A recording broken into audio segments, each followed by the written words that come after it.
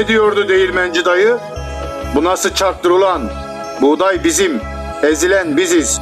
Un olan biz, aç kalan biziz. Kim ulan bu doymak bilmeyen şerefsiz? Yaşamak her canın hakkı, insanca insanın. Yıllarca eğitsem de insanoğlu hırslanır. Kırpma sakındığı gözü bir an gelir sallanır ki düşmezse yere yaşamaz sıkıca bağlanır. Var mısın yok musun, az mısın çok musun, kar mısın yağmur mu yoksa bulut musun? Kim bilir kimin çilesi çok acep, kim bilir kimin düzeni yok. Aman aç mısın tok musun, az mısın çok musun, yer misin der misin, dertli gezer misin?